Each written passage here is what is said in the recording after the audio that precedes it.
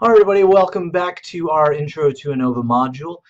If you remember, in the last video, we ran our first hypothesis test using this one-way ANOVA framework with some actual data on people with different anxiety disorders. We have the ANOVA table from that back at the end. But the important thing about this ANOVA table is we were able to reject the null hypothesis. Now, again, as we mentioned at the end of the last video, this is usually what you want as a researcher, but it's a pretty unsatisfying conclusion in the ANOVA, because we're just left with a generic statement that there's something different in the population. What can we do to add clarity to that kind of generic statement? Well, we can conduct what's called a post-hoc test. Post-hoc is essentially Latin for after the fact. It's something that you do after a significant result to give a little more nuance, a little more information. You're never going to be satisfied saying, I guess some of the populations are different somewhere. We know there's a difference when we reject the null, but we do not know the nature of that difference. So post-hoc tests are designed to accomplish that. Here's the first thing about post-hoc tests. There are literally dozens of them, some of which apply only to specific tests, some of which are more generalizable. We're going to talk about two, and one of them we're only going to talk about conceptually. Do not get it twisted. There are way more than this, lots and lots more post-hoc tests. So this is to illustrate the idea of post-hoc tests and then to introduce some of the most common types. And then the next video we'll actually walk through how you'd conduct one of those common post-hoc tests. But there are lots and lots of ways to accomplish this. They can be very simple, or they can be more complicated. So the first thing we'd have to figure out after we reject the null in a study such as the anxiety one we just mentioned is, what means do we want to compare exactly? What population means do we want to assess to see if they significantly differ? Well, the easiest answer is we're going to try to do all of them at once, and we'll talk about how to do that in just a minute. But we're going to pause for a moment and talk about this point of emphasis. Post-hoc tests, again, are designed to get around a major problem that happens in more sophisticated tests with a higher number of populations being compared. Because in any one-way ANOVA, we have at least three populations, three samples representing three populations or more. There are lots of different patterns that are consistent with the alternate, that are consistent with the null being false. Post-hoc tests are designed, again, to add clarity, to basically narrow those possibilities down and say these are the populations that seem to specifically differ from each other. This is absolutely key to figuring out just what the heck's going on at the population level. So we introduced post-hoc tests here because it's really the first test or the simplest test for which it would be needed, but they are very common with any advanced statistical test, not just different forms of ANOVA. So as I mentioned, lots and lots of post-hoc tests. We're just going to talk about two of the most popular. One of them we're not even going to calculate. You're just going to be responsible for it conceptually. So let's jump in. If we wanted to compare all of our different populations at once, one of the best ways of doing that could be through what's called a Tukey's honestly significant difference test. Tukey is just the name of a very prominent statistician about a century ago. And among many other things he did, he came up with this honestly significant difference test. So here's the idea of Tukey's HSD. Tukey's HSD is a formula, and that formula spits out a number. And what that number tells us is the minimum difference that two sample means would have to be separated by to conclude that the populations they come from significantly differ. So basically, if you plug numbers into this formula and it spits out 4, that means that any two sample means that are at least 4 points apart, those population means can be said to significantly differ. Any sample means that are not at least 4 points apart, they do not significantly differ from each other. So it gives us a really nice baseline, a basis of comparison.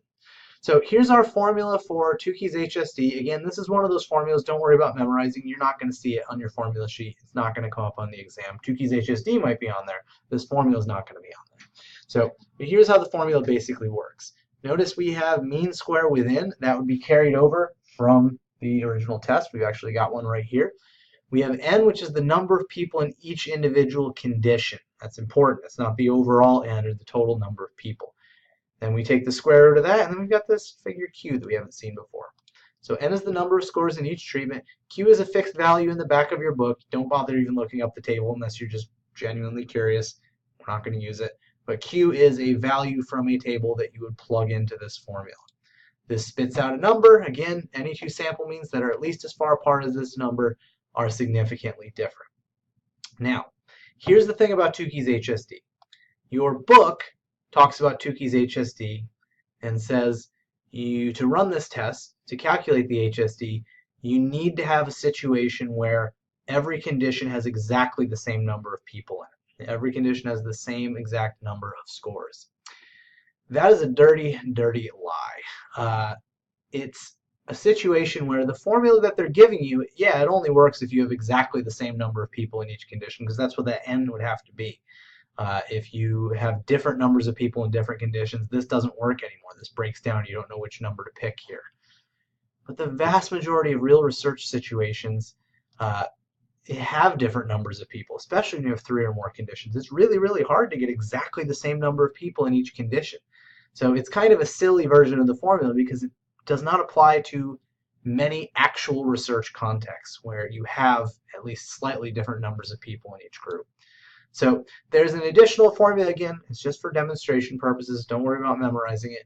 But the key idea here is that this different version of the formula works when you have different numbers of people in your different samples, which is very, very common in the real world. So here's the formula again. Notice we have, this looks an awful lot like an independent samples t formula, doesn't it?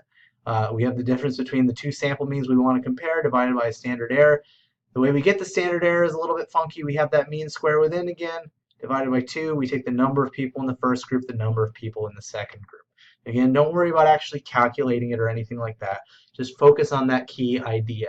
You can calculate this difference when there are the different number of people in different samples. It just takes a little bit longer to do, but of course it's all the same as software. Here's the one we're going to focus on actually running. So Tukey's HSD, be familiar with it conceptually. This is the one we'll actually run. It's called Sheffa test. It is, again, named after a statistician. The Sheffa test basically involves conducting a second F test, a second ANOVA of sorts. But the ANOVA is tweaked in certain ways, the most notable of which is that you're comparing 2 groups directly to each other. Those groups could be individual samples. I could pick 2 individual samples from these 4 and compare them, or I could combine multiple samples together into a group. Let's think about our anxiety example and think what sort of groups might we want to compare for this example. If we wanted to do a Sheffa test, who would we want to compare? Well, remember the point of doing this was to make sure your anxiety measure can tell the difference between your anxiety sufferers and your non-anxiety sufferers. So we could compare our non-patients to any individual set of anxiety sufferers. We could compare any set of anxiety sufferers to each other, but it seems like it would make a lot more sense to just compare our non-patients as one group and combine our 3 anxiety suffering groups together into just one group of people diagnosed with anxiety disorders. So the Sheffa test, we're going to run a follow-up ANOVA. It's going to use a lot of the same information from the original, but it's going to compare non-patients as one group to all 3 of our anxiety groups combined together. We will see what that looks like just a little bit down the line in our next video, where we will run through a Sheffa test using that anxiety data set. So move on to that as soon as you are ready.